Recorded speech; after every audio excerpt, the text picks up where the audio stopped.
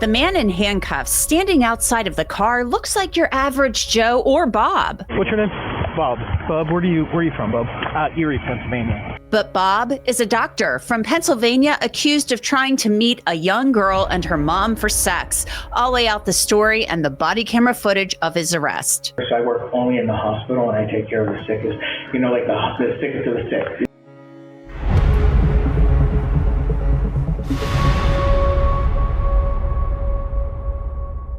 Welcome to Crime Fix. I'm Anjanette Levy. There's a doctor from Pennsylvania who's in some legal hot water in Ohio. His name is Dr. Robert Zhu, and up until last week, he was a doctor of internal medicine at a hospital in Erie, Pennsylvania. But last Friday, Zhu drove from Erie across the state line to Ohio and into Columbia County, a little more than a 90-minute drive southwest. Ohio's Attorney General Dave Yost says that Dr. Zhu planned to meet a 16-year-old girl and her mom for sex. A body-worn camera was recording during Zhu's arrest by members of the Mahoning Valley Human Trafficking Task Force. Engaging in prostitution. Okay. Compelling a prostitution. We're going to check this. Oh, sure. No problem. You have the right to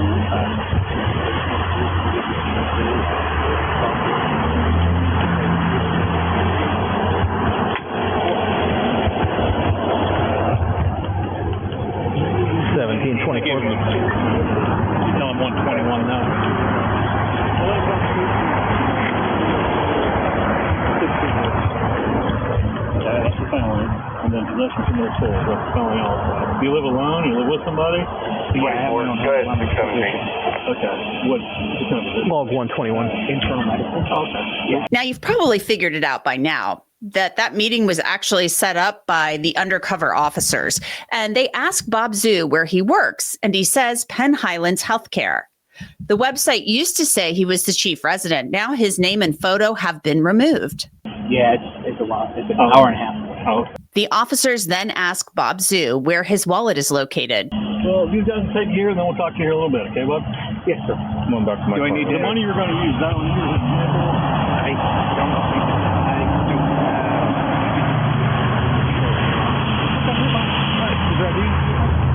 yes, sir. Okay. Yeah, it's in the wallet. Okay. In the middle compartment. Okay, good. You put them in your car. Yeah, I got him. Oh, okay. Yes, sir. Okay, partner back here, okay? Yes, sir. We will go in, it's 4 to 4. We're going to go in on the passenger side. It's going to be easier when we get to our station. Passenger side. Oh, I'm sorry, sir. I'm sorry, I didn't hear you. What's your name? Bob. Bob, where are you from, Bob? Erie, Pennsylvania. Oh. Yeah, like I said, I've never been arrested. So I don't. Sorry, Just I don't know because everything. I always double check. Oh, no problem, And going to sir. poke No. stick, cutter jab me? Oh, no, sir. Sir, no. Hop in. Okay, sure. Do I go on the putt first? I'm Yep. assuming? Oh, it's in the great city of Erie. I'm familiar with Erie. What part of Erie are you from? I'm familiar with, Mill Creek. I'm very familiar up there by, is it, the harbor, Oak Harbor, or I'm trying to think what the name Elk Yep. Creek. Elk Creek, yes, sir. Okay. Hang tight. Yep.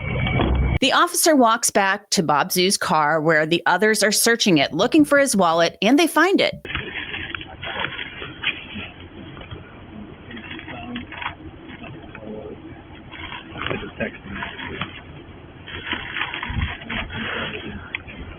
Danny, where was the money at that he was going to use? Did he tell you? Was it in the wallet? I got it. You got it? Yeah. Did we relay his OLN? No. Nope. The officers determine that Bob Zhu didn't drive his own car to Ohio from Pennsylvania. There's a renter rack on the back. Huh? There's a renter rack on the back. He's got this in here, so I guess it's probably a rental. Anderson sleeps in the hospital. What's he do for the hospital? He's an internal medicine doctor. Physician. Was. Well, yes. Yeah. You are I think this is going to be a little more than a write-up. Yeah, I wouldn't get in there if I was you. The plainclothes officer tells his colleagues there's a jug of urine in the back seat, and it sounds like the property where they met up with Bob Zhu was vacant and scheduled to be torn down. Well, you want to run him back? Yeah, I'll run him back.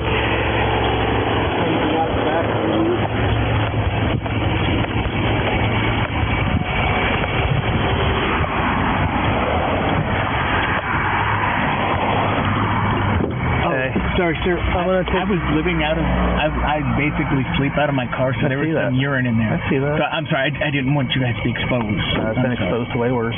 Sorry. I did have it closed, obviously. It did. It's fine. Okay, listen, we're going to run you back to our station. Our detective's going to have some additional words for you. We'll give you some instructions what's going on. You're from Erie, Pennsylvania. What do you do for a living? I'm a physician. Okay. I was working there tonight. Okay. Any prior run-ins with law enforcement? Never. Obviously. Okay, the best thing to do, we're in a hole, is stop digging, right? So when I get you back, I'm sorry. the best thing to do, we're in a hole, is stop digging. So listen, we get back to the station, just be cooperative, be respectful, and we'll get you through all this, okay? Of course, sir. Okay, hang tight. The officer drives Bob Zhu to the police department and takes him into a room. Look out, partner. Okay, I was waiting for your instructions. I appreciate it. No problem. I'm pretty informal, I didn't want you to think that I was being aggressive. Hang out right there at 911. We're going to go back in here. I'll get y'all squared away, okay? Get those cuffs off. Oh, contrary to popular belief, they don't stretch out. There's a they stay on. Oh, I'm sorry. I'm sorry. It was a joke. Yes, no. We're going to go right, okay? Oh, no, sir. They do not. They don't. No, sir.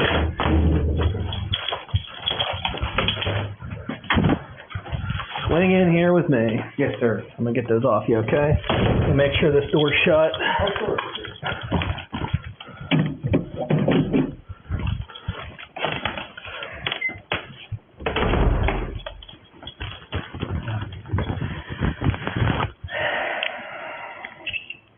You right-handed or left-handed? I'm actually ambidextrous. Ambi, huh? Yes, but I do right with my right hand, sir. I throw with my left. I'm one of those oddballs where I am right-handed, but I wear my watch on my right hand. Have a seat right there, okay? Yes, sir. There's a reason Crime Fix is one of the top-ranked shows on YouTube right now, just like there's a reason why Morgan & Morgan is America's largest injury law firm. They're a firm with more than 1,000 attorneys, and that's because they win a lot. Morgan & Morgan has recovered more than $25 billion from more than 500,000 clients. In the last few months, a client in Florida received $12 million after the insurance company offered just $350,000. In Pennsylvania, a client was awarded $26 million. That was 40 times the insurer's $650,000 offer. Another client in Pennsylvania received $29 million after being offered only $500,000. Even if you think your case is not worth millions, why not start a claim and fight for what you deserve? Morgan & Morgan makes it truly so easy. You can start a claim from your phone in just 8 clicks. So if you're ever hurt, you can easily start a claim at forthepeople.com/crimefix by clicking the link below or scanning that QR code that you see on your screen. This is an officer from the East Palestine Police Department, and I must say, he's one of the friendliest I've heard in a long time. Knock, knock. Sir, Am I good to do my thing with him? yeah, good. Consent interview? Yeah.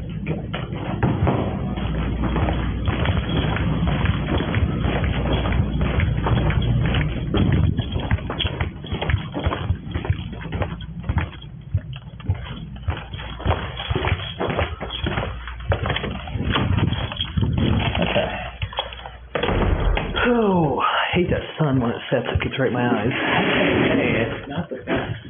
No, it's not. The officer and Zoo engage in some small talk. Erie, Pennsylvania. I used to hang around up there. It was Brook Harbor, or Harbor Brook, something like that. It was by straight up. It was by the airport. Oh, okay. Okay, yes. I know where you're at. You from up right that off of Asbury. Yes. Yeah. You from that area? Yes, sir. That's where I live. Okay. Up around that area. Yeah, I used to run around that area. That and Presque Isle. Yes. Yeah, I love Presque Isle's beautiful. It's some of the best sunsets in the world. It is. And there's like 7 beaches there? Yeah, actually there's 13, but then on the other side is where you can fish. Because that's where my dad and I my brother used to go. We used to go and fish. Steelies or what? Smallmouth? Steelies? Yeah. I don't make it up like I used to. Yeah, I mean, my uncle is a big sports fisherman. Was he? And he before he got cancer. And then he used to go out on the boats and everything. He had like 2 different little boats, 17-footer and then like a smaller one and stuff. And then he got oral cancer and lung cancer and, Is that before you went into medicine? Yes. Yes, sir. What this officer is doing, he's building a rapport with Bob Zhu, who's a pretty chatty guy. We had a really good gig. I used to work for a level 1 trauma center over in Akron called Summa Health. Oh, yeah, that's where I graduated from. Would you residency there? Yeah, I did my residency. I went to Akron General and I did internal medicine pediatrics. Mm-hmm. So I used to take care of adults and kids. But then they closed their program. So they were like, oh, well, we don't have a spot for you. So I called Summa, and Summa's like, oh, yeah, we'll take you. Where'd you do residency at? I started my residency at Akron General. Okay. Doing internal medicine pediatrics with Dr. The conversation continues. So you got to see the traumas. You got the best of all the worlds. Dude, the things that I have seen, You're good. I knock on wood, superstition.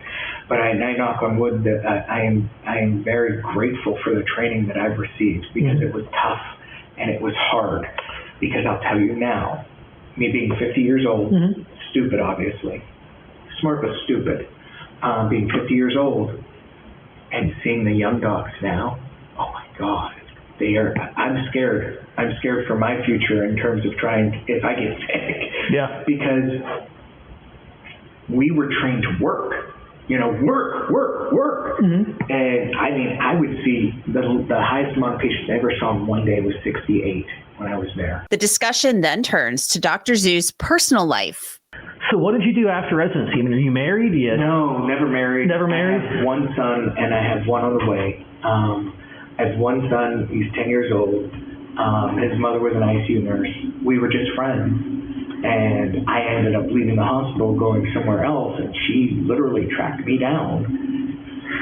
Listen, I was a hospital cop. You don't got to tell me about those nurses. Okay, Dude. I know all about it. Dude, I swear to God, all I was nice. I'm generally nice.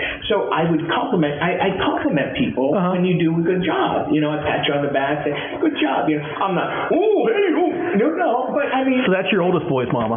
Yeah, that's my oldest boy's mother, and the woman that I'm currently with it's like a surrogacy plan. Oh yeah. Yeah, because of everything that had gone wrong with the other one, with the first mom. So that was like an arrangement that she agreed on, and you guys all got all that lined up. And she's like, okay, we'll have the baby together, but I want to be in the baby's life. That you will have full custody. Who's going to be the custodial of that? You? Okay. I'm going to be the custodial. I make all the final decisions with the baby, but she's going to be there, along the way. Oh, I hope you got that in writing. Oh, God, I did. Yes. You're such a smart guy. I'm sure you probably did. I did. Yes, sir. Then the officer turns to the real business of the day, the reason why they're there. So, Bub, what I want to do is I'd like to talk to you about some stuff, but I'm going to read you some rights first, okay? I understand. First things first, you have the right to remain silent. Yes. Anything you say or do can be against you in court. The right to have an attorney. The right to have an attorney present with you during any questioning. Should you not be able to afford an attorney, one will be provided to you free of charge. Should you choose to answer questions without an attorney present, you can stop doing so at any point in time. Do you understand those rights? Yes, sir. Okay. With that said, I'd kind of like to really see more of you of what happened here and paint a picture of what brought you to a situation like this. Because I don't think you're a bad guy. I think sometimes loneliness takes a hell of a toll. And unfortunately, that was what did it. Okay. And Listen, understanding your rights. Yes, sir. Can you and I talk? Yes, sir. Okay. The body camera footage released to us cuts off right there. An affidavit outlines the allegations that task force officers are making against Dr. Zhu. Part of it states, Affiant states that an undercover familial ad was posted on unknown prostitution website of an adult mother trafficking her 16-year-old juvenile daughter. Affiant states that the defendant responded to the post ad and arranged to have sexual activity with both females in exchange for U.S. currency. Affiant states that the defendant arrived at the meeting location to have sexual activity with both females, including the minor, and was found to have in his possession his cellular device, which was used to arrange the criminal act, and the currency and condoms. Dr. Zhu spent the weekend in the Columbiana County Jail. He appeared in court earlier this week and pleaded not guilty to the charges. Those charges, a third-degree felony of compelling prostitution, possessing criminal tools, that's a felony of the fifth degree, and a misdemeanor charge of engaging in prostitution. So to discuss this arrest of Dr. Robert Zhu, I want to bring in Chief Deputy Jeff Allen of the Mahoning County Sheriff's Office, also the commander of the Mahoning Valley Human Trafficking Task Force. So Chief Deputy Allen, thank you so much for joining me. Tell me a little bit about this arrest. We see this Dr. Zhu from Pennsylvania. He's awfully cordial and polite on the body-worn camera footage. But yeah, totally. He's being accused by you all of arranging for a meetup for sex with a 16-year-old girl and her mother. And it wasn't really them, though. Obviously, it was the cops. Correct. As you know, we're a task force sponsored by the Attorney General's OCIC office. And one of their initiatives is all kinds of different stings. So we start out doing John stings, underage predator stings, and stuff like that. We mix them in there sometimes. So we'll throw a sting out on one of the various websites where we are purporting ourselves to be a mother and trafficking our daughter, actually using it both, the mother-daughter experience. That's the way it's advertised. And surprising enough, we do get hits on that. I mean, not surprising to me anymore, but it was in the beginning. Yeah, I mean, this is a doctor, and I mean, nothing surprises me anymore because it doesn't matter what profession somebody is in, but this is somebody who says he works in internal medicine. I think one of the websites says he was like the chief resident or something of where the place where he was working. I mean, I don't know. Anybody can do anything, and he's innocent until proven guilty, of course. But we're talking about somebody arranging a meeting for sex with who he thought was a woman, allegedly, and her 16-year-old daughter. The ick factor on that is just really gross. And he thought that he was going to be having sex with a woman and her daughter together, allegedly. This is what you guys are saying. So I went on the website, it's like the new back page, I guess. And I guess I shouldn't have been surprised, but it was gross. And so I'm wondering, I mean, how busy are you guys up there in the Mahoning Valley? Because you're a task force. There's obviously an issue you're seeing.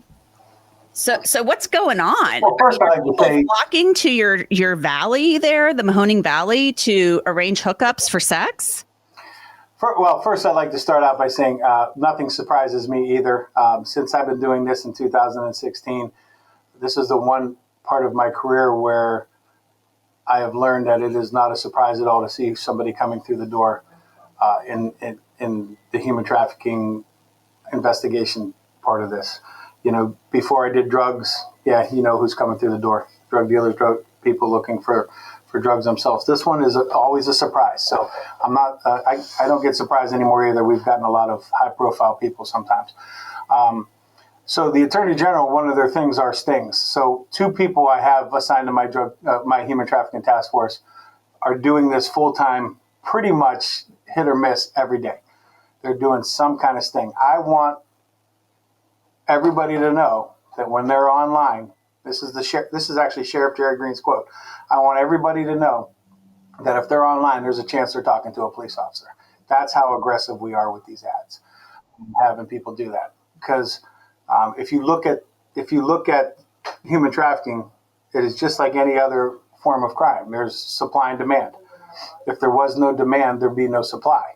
So if I had nobody looking to purchase illegal sex or sleep with minors, I'd have nobody being trafficked.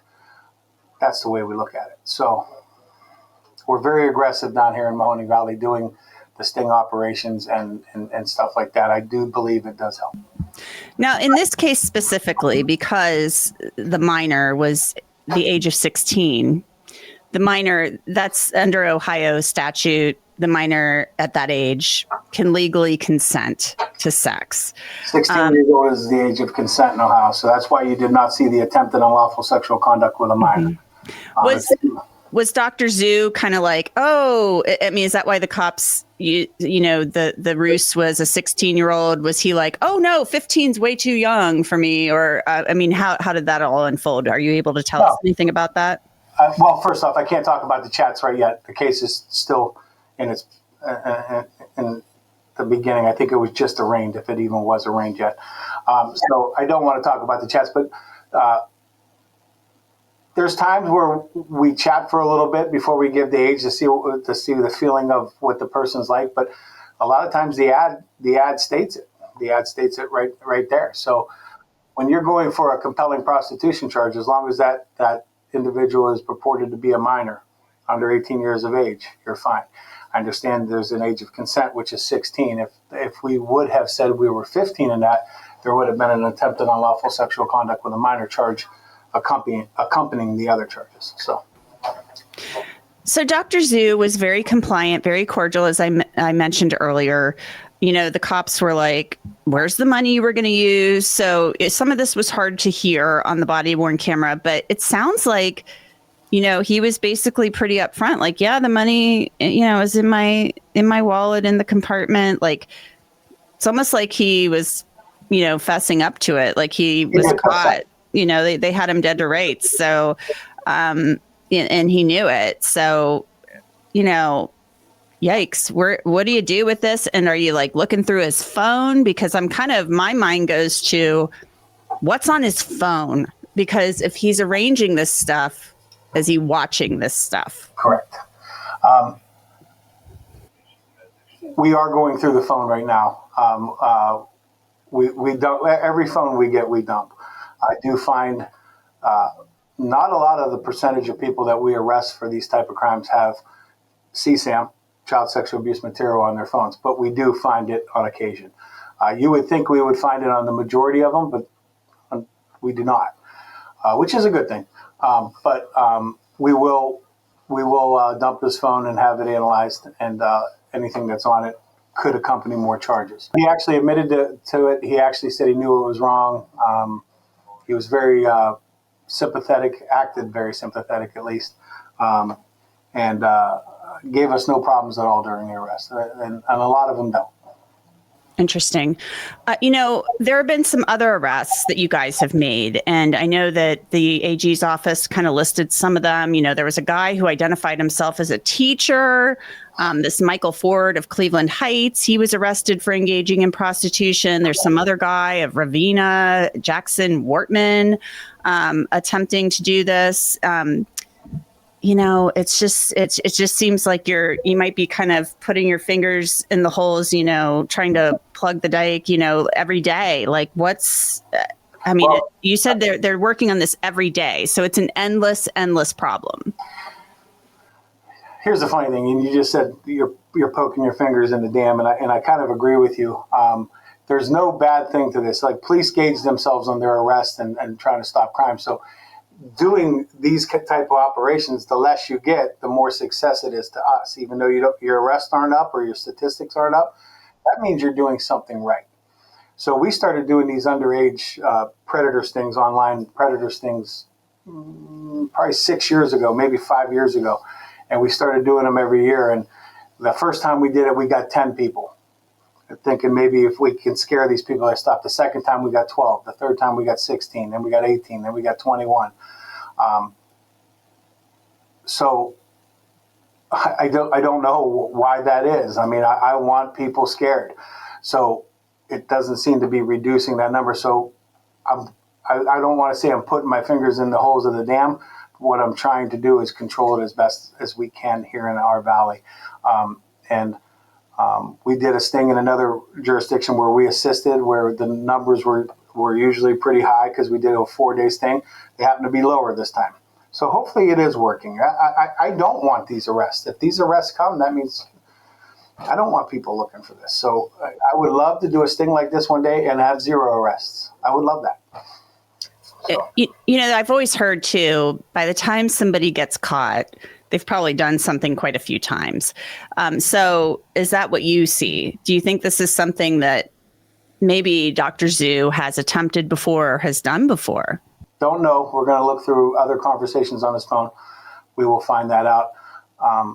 But sometimes we're on here looking for people looking for children, but there's people that say, I really wasn't on there looking for a child, but then you purported yourself as a child and he didn't stop. I'm looking for that too. I'm looking for somebody that can't pass up their temptation either. So, because there's always children online. So if you're a person that's actually looking for a child online, I'm coming after you. If you're somebody that's online looking for an adult, you're also trying to usually purchase sex illegally, I'm going after you also. But if you are not looking for a child, and my unit purports myself as a child, and you still keep talking and agree to meet, I'm looking for them too. Even though they weren't looking for a child right off the bat, they couldn't pass it up. So I'm looking for everybody like that. Everybody. He had an air mattress in the car and a jug of urine. So he's obviously like, I think he's relieving himself in the jug of urine. I mean, I don't know. Maybe there was something else going on with that.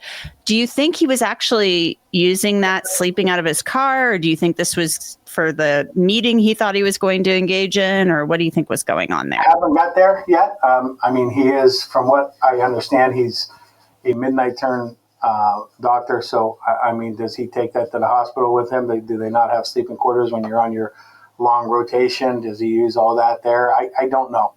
I have no answer to that. He did have an air mattress. He did have a urine bottle in his car. He had no other living supplies, though. So I don't know. We're still I mean, that's something that's not criminal, so I'm not going to really dig in deep to that. But if I find something on his phone, obviously we'll know. But, yeah, I can't answer that. I don't know what he was doing. Interesting. It's a pretty wild case to me. I mean, as I said earlier, you get people from all different kinds of backgrounds arrested for these types of crimes, but you hope when you're walking into a doctor's office or when you're sending your kids to school, that you're sending them to places where this type of thing is not going on. But, people have different masks that they wear every day. I agree with you 100%. And this job here with human trafficking has taught me not to be surprised at all.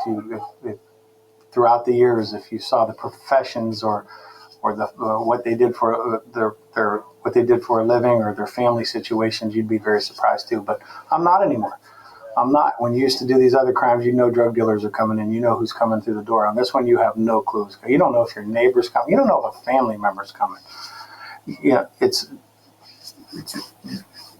actually eye-opening. Yeah. Well, Chief Deputy Jeff Allen, thank you so much. Appreciate your time. I thank you. And I reached out to Bob Zhu's attorney for comment. At the time of this recording, he has not yet responded to my request for comment. And that's it for this episode of Crime Fix. I'm Anjanette Levy. Thanks so much for being with me. I'll see you back here next time.